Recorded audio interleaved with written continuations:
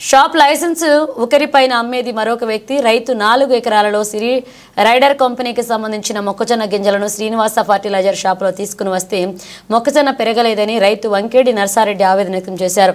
ఈ సంఘటన కామారెడ్డి జిల్లా బెక్కనూరు మండలం తిప్పాపూరు గ్రామంలో చోటు చేసుకుంది.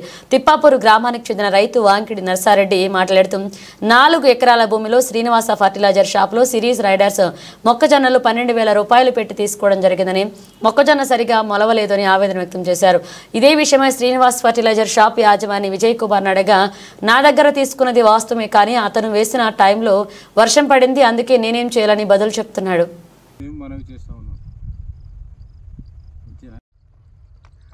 నా పేరు వంకేడి నర్సారెడ్డి, తిప్పాపూర్ విలేజ్, బిగ్నూర్ మండల్, కామారెడ్డి జిల్లా. ఇక్కడ మా 4 ఎకరాల ల్యాండ్లో పంట మార్పిడి చేద్దామనుకుని సిరి రైడర్ కంపెనీ విత్తనాలు వేయడం జరిగింది. ఇంతవరకు నెల అయిపోతున్నా కానీ ఇప్పటివరకు ఒక మొలకలు కూడా ఇట్లా రాలేవు, అక్కడక్కడ వచ్చినాయి.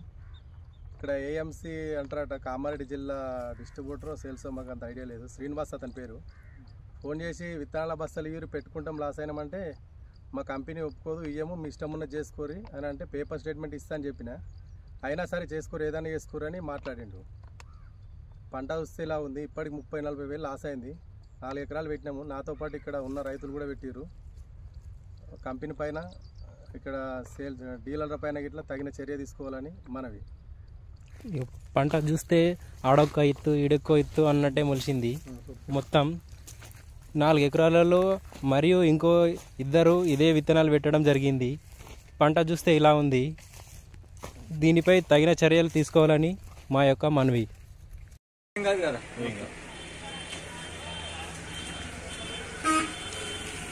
నా పేరు విజయ్ కుమార్, నా షాప్ శ్రీనివాస ఫర్టిలైజర్ బిగ్నూర్. నేను సిరి మొక్కలు అమ్మినాను. పోయిన మంత్ 28 నాడు సిరి మొక్కలు రైడర్ ఇచ్చాను. ఆ రైతుకు రాత్రి వాన పడ్డది, మొలక శాతం తక్కువైంది, పలసగైంది. దానికి అడ్వాన్స్ ఇచ్చి కంపెనీ అయినా ఇచ్చాను.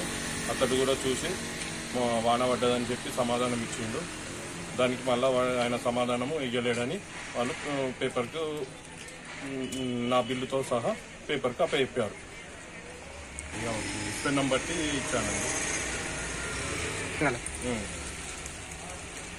4 ఎకరాలంటే 8 ప్యాకెట్లు పడతాయి. అమౌంట్ అన్ని రాసి బిల్లు ఇచ్చినా కదండి, బిల్లు మీద ఉంటాము. 8 ప్యాకెట్ మా దగ్గర నష్టపోవడం, మా దగ్గర మొలిచినాయి. అతని దగ్గర వర్షం పడ్డది. ఆ రోజు తిప్పాపూరు, అంతంపల్లి, మాస్పల్లి ఏరియా చుట్టూలుగా 3 రోజులు వానలు పడ్డాయి. పారబెట్టినాక వాన పడ్డాక అది ప్రాబ్లము, మొక్కలు గుడ్డిపోతాయి. పొలం అడుగులు మరి చాలా సైంటిఫిక్గా ఉంటాయి, అందుకోసం అవి గుడ్డిపోయి మొలవడం ప్రాబ్లం చేశాయి. రైతుకు నీకు ఇచ్చేటప్పుడే చెప్పాను, వాన పడితే పెట్టుకోకమని చెప్పాను. అది అనుకోకుండా అకాల వర్షం పడ్డది, మొలవలేదు.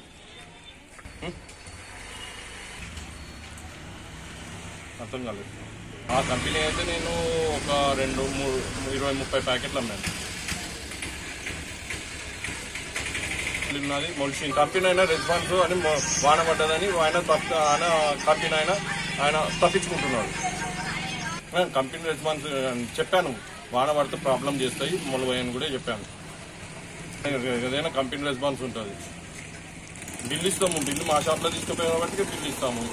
మాకు వాళ్ళ పీసీ అన్నీ పెట్టుకొని ఇస్తాము. అడ్డమైన కావు కదా కంపెనీకి కాబట్టి పీసీ ఓఫామ్ ఉంచుకొని స్టాక్ అమ్మేందుకు మేము ఉంటాము.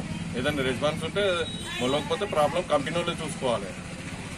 నేను కంపెనీ అయినా పిలిచి చూపిస్తా అన్నాడు, చూపించిండు. ఆయన కూడా వాన పడ్డదని చెప్పిండు.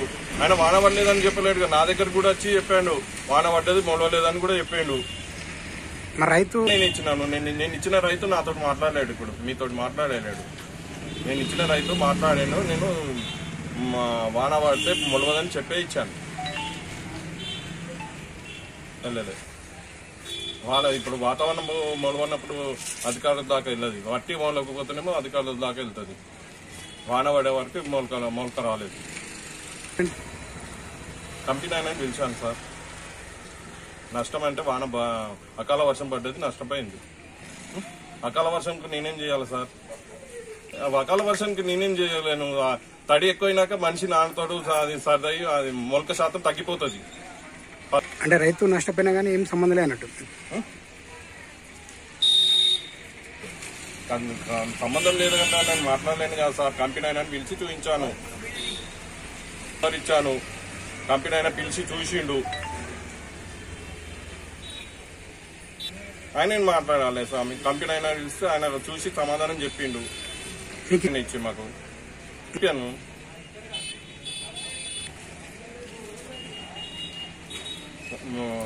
అప్పుడే వాన పడ్డప్పుడే తెల్లారిపోయి చూసుకొచ్చుకున్నారు అంటున్నా.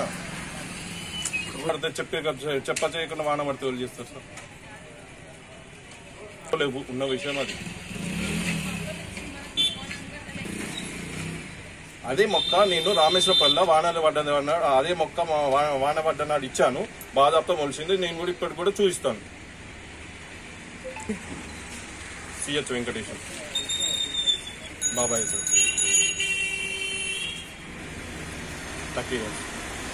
30 years.